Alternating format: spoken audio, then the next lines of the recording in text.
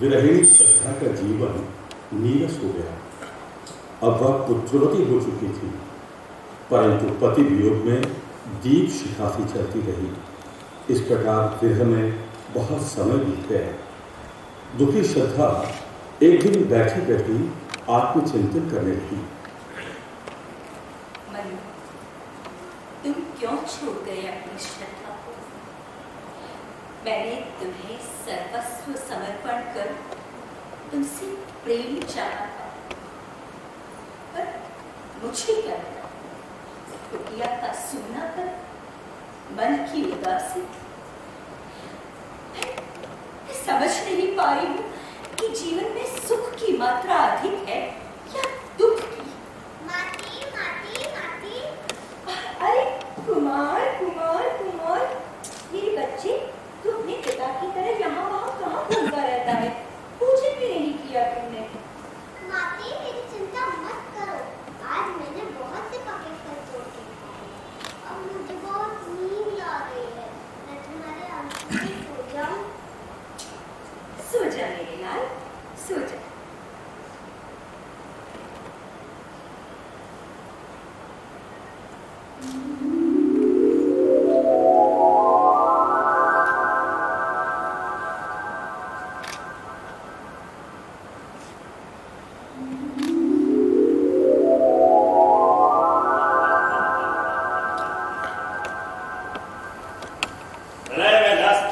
सारस्वत नगरी का वैभव पुनः लौट आया है। ये सब हमारी बुद्धि और श्रम के सदुपयोग से ही संभव हो सका। इतना सब कुछ हो गया है, और क्या रहा शेष करने को? बताओ। जितना सब कुछ हुआ है उतना ही तो पर्याप्त नहीं। क्या सृष्टि के सारे सुख साधन हमारे अधिकार में है? नहीं, मैं अभी भी अभावग्रस्त हूँ। तुम्हारा सारस्वत नगर तो बस गया है, परंतु मेरे मन का प्रदेश अभी भी सूना है, उजड़ा। ये कहने का क्या अधिकार है? तुम्हारी चित्ताकर्षक भंगिमा, किसी की प्रतीक्षा करती हुई तुम्हारी ये आंखें, क्या किसी को अधिकार देनी है अपना कहने का? तुम कहना क्या चाहते हो? मेरी चेतना शक्ति, मैं ये जानना चाहता हूँ कि तुम किसकी, हरे इस मादक चित्रम और रूप का अधिकारी कौन है? ये कैसी बातें कर रहे हो तुम? तुम हमारे प्रजापति हो। उस दृष्टि से मैं तुम्हारी प्रजा माता हूँ। जब हमारा संकल्प इतना स्पष्ट है तो फिर ये संदेह भरा प्रश्न क्यों? प्रजा नहीं, तुम मेरी रानी हो। रानी, स्वयं को प्रजा कहकर मुझे भरमाने की चेष्टा मत करो। आओ प्रिय, मेरा प्रणय स्वीकार। ये क्या कर रहे हो? देखो, मैं तुम्हारी पुत्री समान हूँ। नहीं, तुम मेरे मानस रूपी मान सरोवर की राजहंसिनी, मेरे प्रेम के मोती चुगने के लिए मेरी सभी बात। दूर रहिए। मैं अपने मन के अंधकार में तुम्हारे प्रेम प्रकाश का भिक्षुक हूँ। संज्ञाहीन मत होइए। मुझे तुम्हारे मधुर लहरों का रस प्राप्त है। अपने हृदय की प्यास शांत करने में मेरे समीप आओ।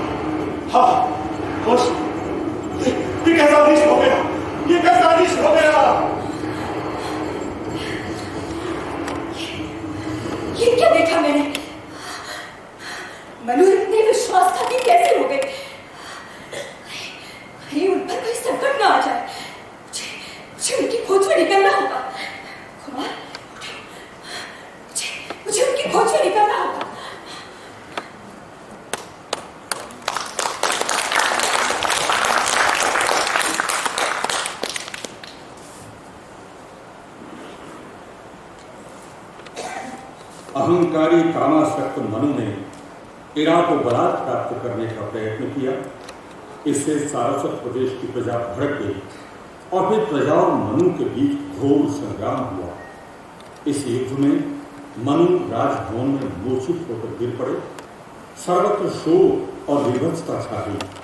चारों ओर मरघट सी नीरवता फैल गई। इड़ा राजभवन में व्यथित विचारों में लीन थी।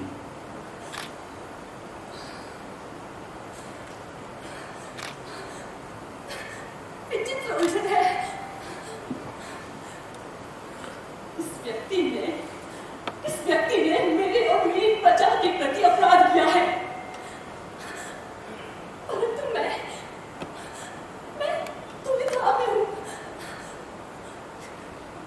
यहाँ इसे दंड देने के लिए बैठी हूँ या इसकी रखवाली करने के लिए?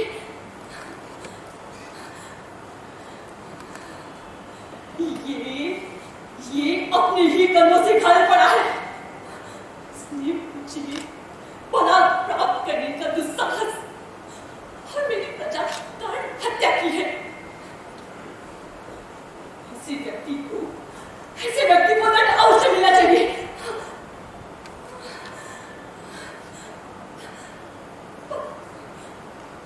परंतु मानवीय पक्ष कहता है कि ये घायल है, इस घायल का उपचार करना चाहिए।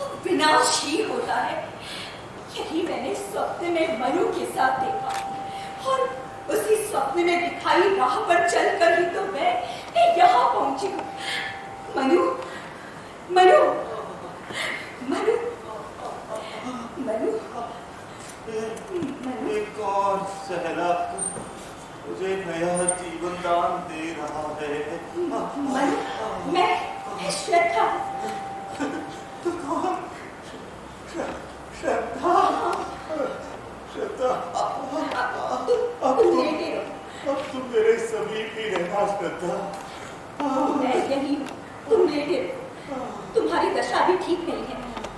कुमार कुमार कुमार इधर आओ कुमार। ये देखो कुमार, ये तुम्हारे पिता है, इनके निकट आओ कुमार। प्रणाम पिताश्री। रोता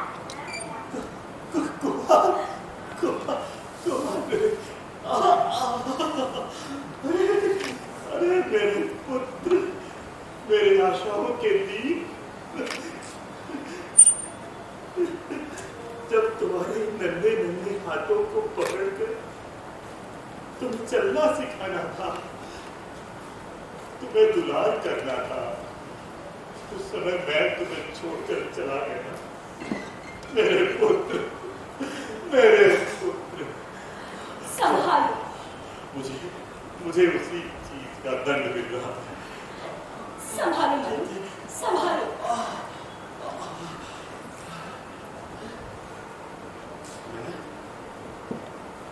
मैं यहाँ कब से बड़ा हूँ सर।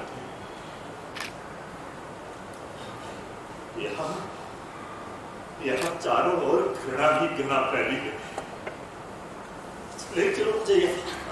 मनु मनु मनु, अभी तुम्हारी दशा ठीक नहीं है, हम चले जाएंगे। बहन, इनके स्वस्थ होने तक क्या हमें यहाँ रुकने दोगे? मैं मना कैसे कर सकती हूँ? सहज रहिए। इसे मेरी आंखों के सामने से दूर करो। इसे देखता हूँ तो मेरा रक्त उबलने लगता है। रक्त उबलने का ही तो परिणाम है ये विनाश। वासना के वश में तुम्हारा रक्त नहीं उबलता तो ना प्रजा तुम्हारे विरुद्ध होती और ना ही तुम्हारी दशा होती। मेरी चाहत को वासना का नाम देकर मुझे लांछित मत करो। चाहत मन से होती है, मन से। परंतु चाहत तन की हो और उसे पाने को व्यक्ति सामाजिक मर्यादाओं का उल्लंघन करे तो वो वासना होती है, वासना। इसी वासना के वशीभूत तुमने न केवल मेरा अपमान किया है बल्कि प्रजाजनों की हत्या का अपराध भी किया है। मुझे नहीं सुनना ये सब, नहीं सुनना मुझे यहाँ से ले चलो। हाँ, रह लेंगे कहीं कंदराओं, जो मिलेगा वो खा लेंगे। मुझे यहाँ से ले चलो। मनु, ले चलो, ले चलो, अभी सो जाओ। कुमार, तुम भी सो जाओ। एड़ा, तुम भी सो जाओ।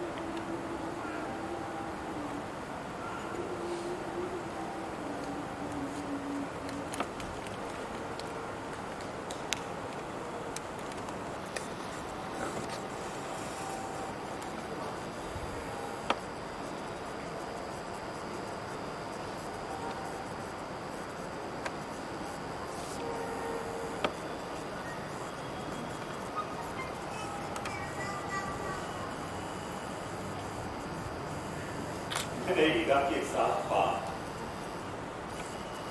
श्रद्धा के विश्वास के साथ छल किया है।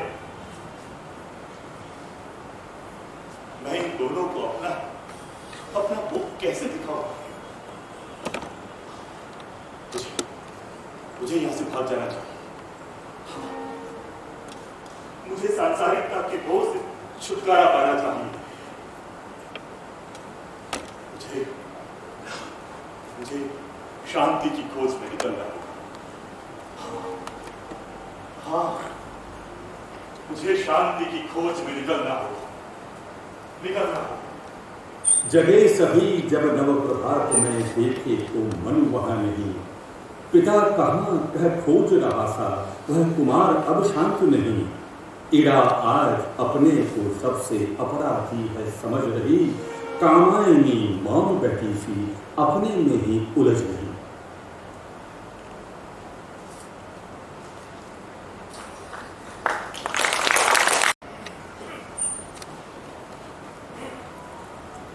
मेरा मन आज बहुत अशांत हो रहा है। कितने वर्ष बीत गए मनु को हमसे बिछड़े हुए।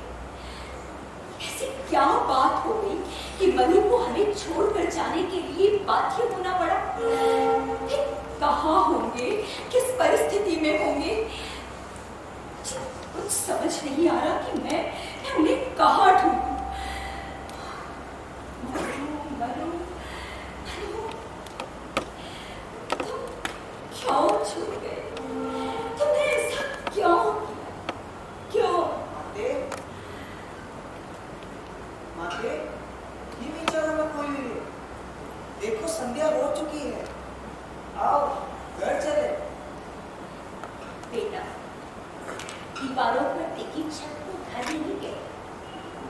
घर तो बनता है उन दीवारों में बहने वाली आत्मीयता की लहर से। वो लहर कहाँ है उन दीवारों में? और कौन आत्मीय है वहाँ? मैं हूँ ना माँ। तुम मेरे साथ हो, यही तो मेरा संबंध है। देखो, ये विशाल विश्व ही मेरा घर है और इसमें असीम शीतलता और अनंत शांति है। इसके द्वार सबके लिए उन्मुक्त है। हमने अनुराग के इस सागर में क्या कुछ होते मेरे देखी है? अरे इड़ा, आओ बेटा आओ। कुमार, तुम घर चलो, मैं आती हूँ। अम्बे, जब तुम इतनी उदार हो जाओ तो फिर मुझसे इतनी विरक्ति क्यों? विरक्ति और तुमसे? मैं तुमसे विरक्ति का भाव कैसे रख सकती? जिसे मैं संभाल नहीं पाई उसे तुमने संभाला। कर्म ने प्रेरित किया। मेरे पति ने अविवेक से तुम्हारे साथ जो अमर्यादित कार्य किया उसके लिए मैं तुम्हारी क्षमा प्रार्थना। ये तुम क्या कर रही हो माते? ये तो तुम्हारी उदारता है कि तुम क्षमा मांग रही हो।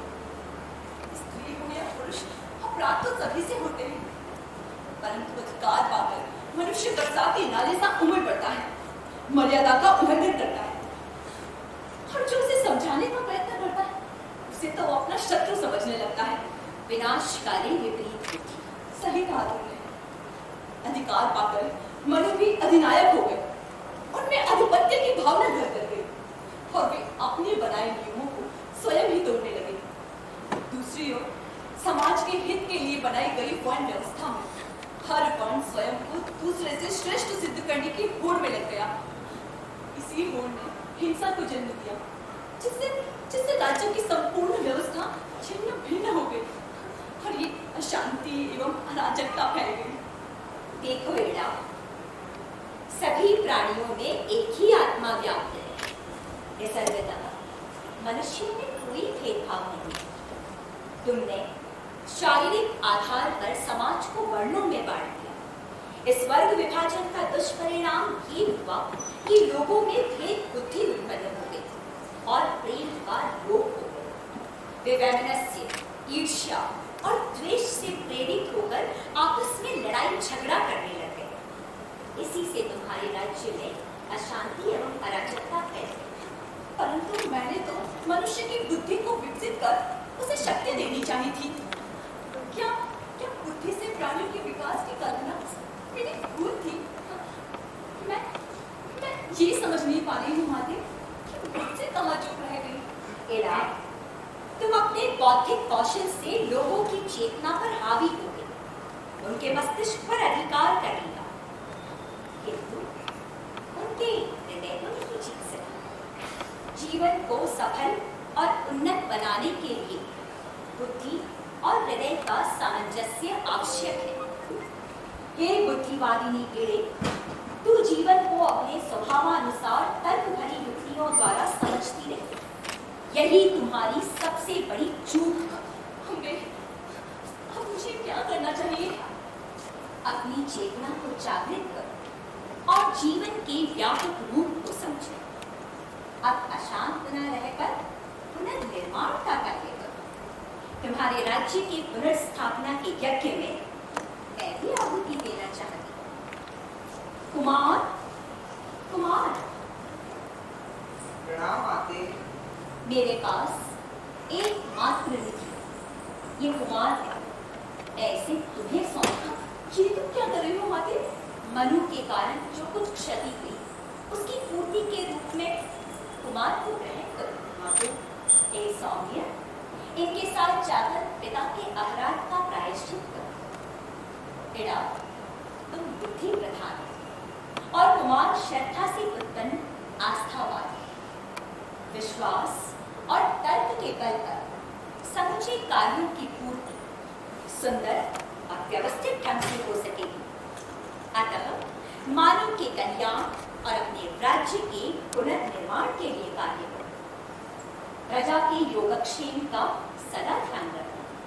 शासक के पद से जनता को कभी आतंकित मत करना और सबकी समरसता का प्रचार करना। ईश्वर तुम्हारा कल्याण करे। मैं मन की खोज में जाती।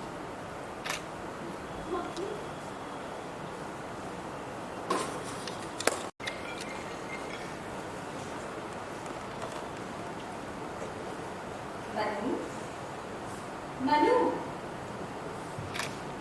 श्रद्धे, तुम रमणीय नहीं, तुम तो तितीक्षा की जीवंत प्रतिमूर्ति हो। मैं तुम जैसी महान नारी को एक बार फिर छोड़कर चला आया।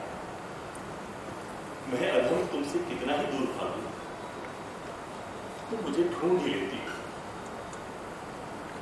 तुम अकेली कैसे? कुमार कहाँ है? इड़ा के पास। के पास? क्यों? क्या इड़ा ने तुमसे छलकर उसे प्रतिशोध लेने हेतु कुमार को तुमसे छीन लिया? शांत ये शांत। तुम इतना संदेह क्यों करते हो? देने से कोई दरिद्र नहीं हो जाता। मेरे साथ कोई छल नहीं हुआ। मैं स्वयं ही कुमार को इड़ा के पास सौंप आई, तुम्हारे बदले प्रतिदान स्वरूप। अब तक तुम इड़ा के अपराधी थे और राज्य के बंधन में थे। अब मुक्त हो चुके। हे श्रद्धे, मैं तो तुम्हें एक साधारण सी नारी समझता है, परंतु तुम तो महानता की ममता में एक मूर्त निकली। मैं तुम्हारे आगे कितना कितना क्षुद्र हूं। ऐसा कुछ नहीं है। मैं एक नारी हूँ और नारी का ही कर्तव्य निभा रही हूँ। परंतु मैं तो पश्चाताप की ज्वाला में जल रहा। मनु, झूठना उसे भूल जाओ और भीतर के कोलाहल को शांत होने दो। हे विश्व कल्याण विधायिनी श्रद्धे, मुझे उन पावन चरणों की तरफ ले चलो जहां पहुंचकर मेरा समस्त मिथ्या ज्ञान समाप्त हो जाए, मेरे सभी पाप और पुण्य नष्ट हो जाए और मुझे परम शांति का अनुभव। उठो मनु, उठो। आओ, अब हम उन पावन चरणों में चलते हैं जहां हमें अनंत शांति की प्राप्ति है। आओ मनु, आओ।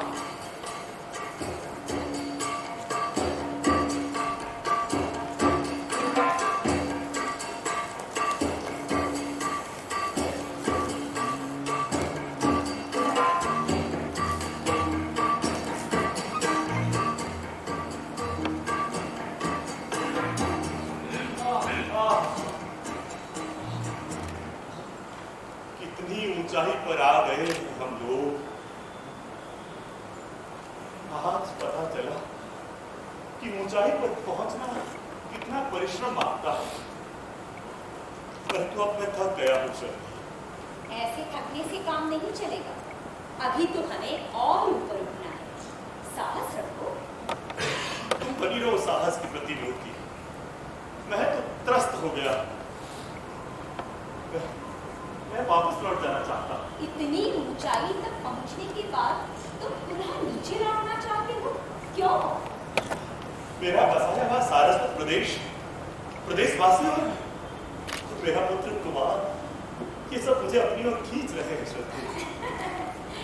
ये सब तुम्हारा मोह है जो तुम्हें आगे बढ़ने से रोक रहा है। जीवन में वैराग्य की ऊर्ध्वगामी यात्रा में सांसारिकता की ओर अधोगति अब संभव नहीं है। मनु मनु मनु, थोड़ा साहस से काम लो। आओ, हम विश्राम योग्य स्थान पा ही लेंगे। आओ। हाँ, वो देखो वो संकल जगह। आओ मनु, विश्राम करो।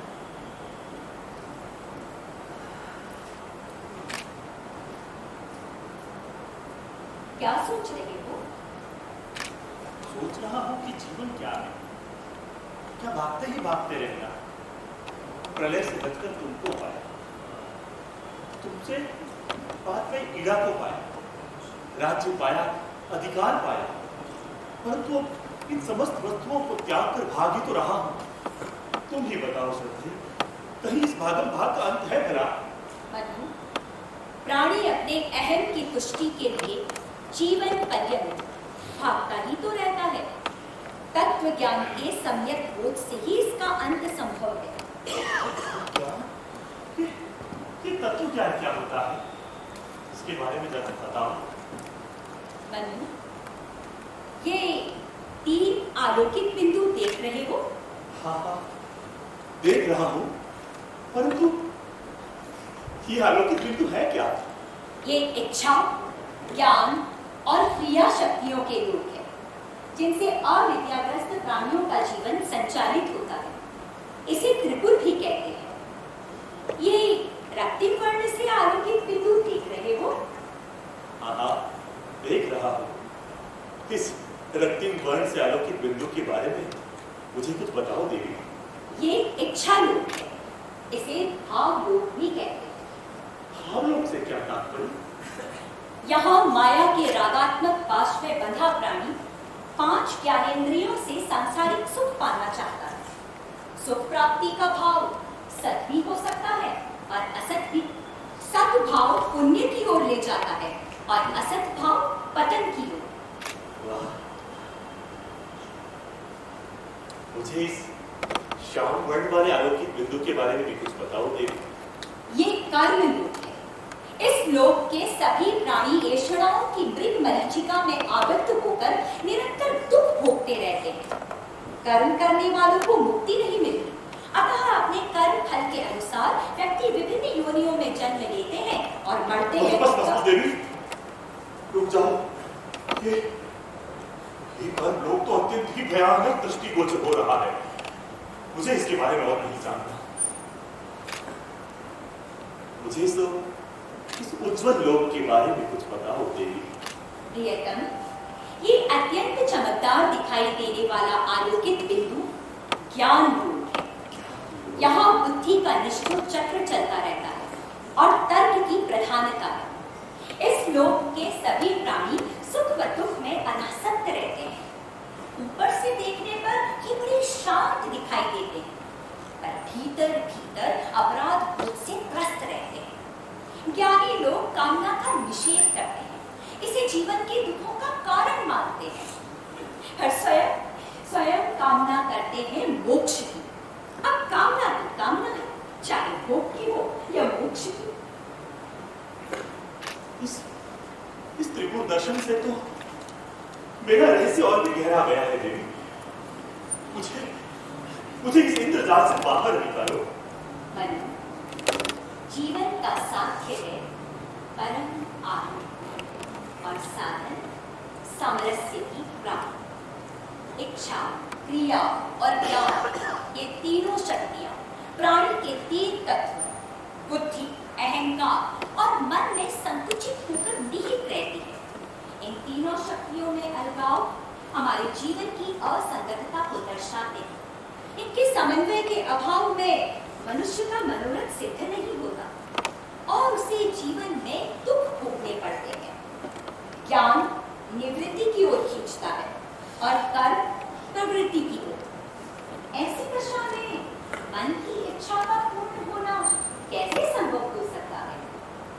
ज्ञान दूर कुछ क्रिया भिन्न है, इच्छा क्यों पूरी हो मन की, एक दूसरे से न मिल सके, ये विडंबना है जीवन की।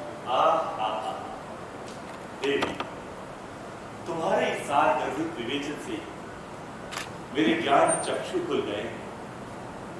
हे कामाई, कामदेव ने जो मुझे आदेश दिया था तुम्हारे योग्य बनने का, उसका अर्थ मैं अब समझ पा रहा हूं। क्या समझ में आया? यही कि श्रद्धा के योग्य बनने का आशय ही है श्रद्धा के प्रति आस्थावान होना। आस्था जीवन के प्रति, परम शक्ति के प्रति, और आस्था मानवता के प्रति। आस्था के बिना रस नहीं है, और जब जीवन में रस ही न हो तो समरसता कहां से आएगी? देखो, मुझे अपने कर्म और अकर्म का ज्ञान हो रहा है। मनु, अब तुम अपने अहम से मुक्त हो चुके। अहम के धरातल से ऊपर उठे बिना इन तीनों लोकों का रहस्य समझ पाना संभव नहीं। जीवन में समरसता के लिए आवश्यक है कि अहम की दीवार को गिराकर अपनी चेतना को औरों की चेतना से मिलाए। हे शक्ति, मैं बल, बुद्धि और कर्म कांड के अहंकार में क्या से क्या हो गया। तुम्हारे रूप में जीवन मेरे समीप ही था, परंतु मैं अभागा उससे दूर हो कहीं और ही ढूंढता रहा। मनु, अब तुम्हारी भूख का परिमार्जन हो गया। तुम्हारे इस पश्चाताप से, तुम्हारे इस भूल के परिमार्जन से अब तुम मेरे योग्य ही नहीं, मेरे पूज्य भी हो गए। श्रद्धे, ये क्या कर रही हो देवी? चलो, अब हम उन पावन चरणों की तरफ चलते हैं जो हमारे कर्मों का नियामक बन हमें सन्मार्ग पर ले जाता है। चलो देवी, चलो।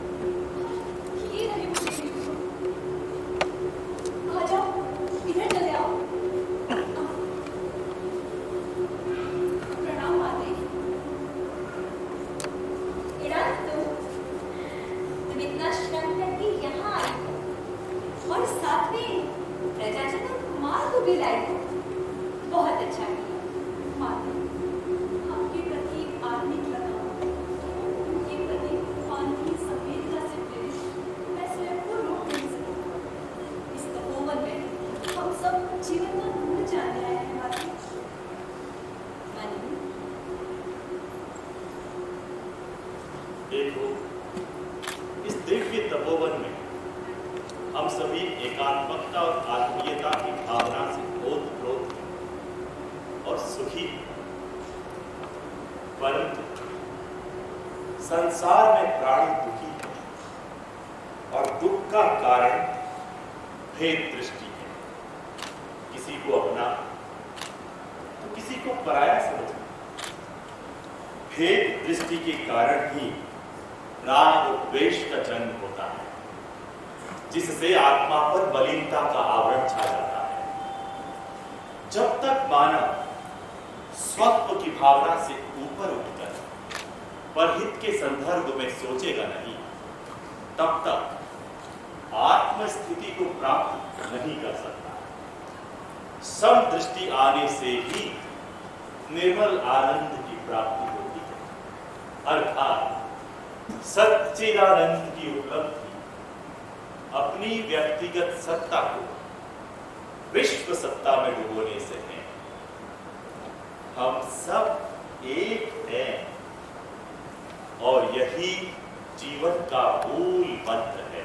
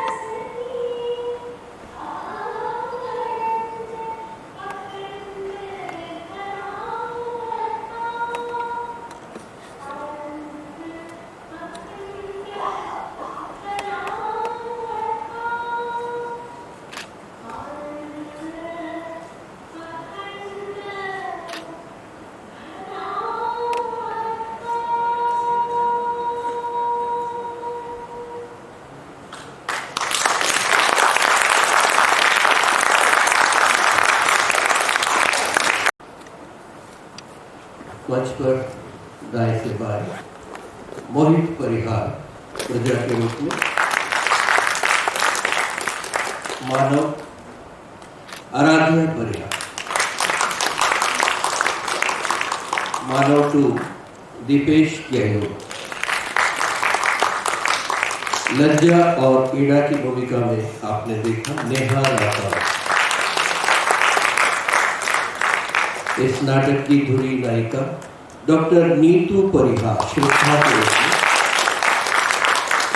मनु डॉक्टर हितेंद्र गोयल, कैलाश शहर के वरिष्ठ रंगकर्मी और इस नाटक का नाट्यांतरण करने वाले आप सबके चहेते रमेश बोहरा,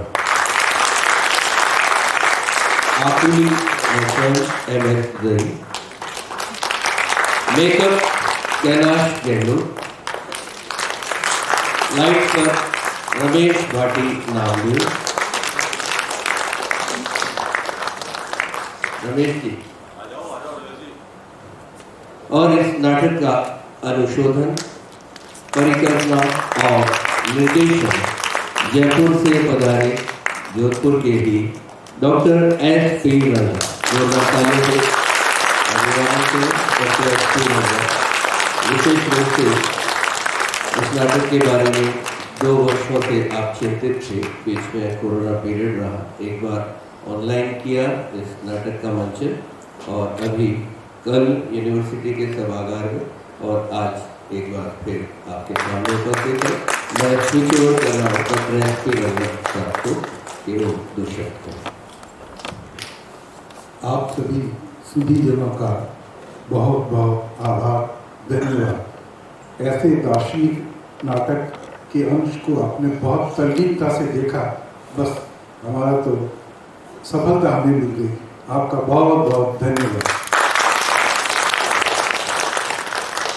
धन्यवाद, शुभ रात्रि और आप सबका बहुत बहुत आभार। राइट से प्रधानाचार्य श्री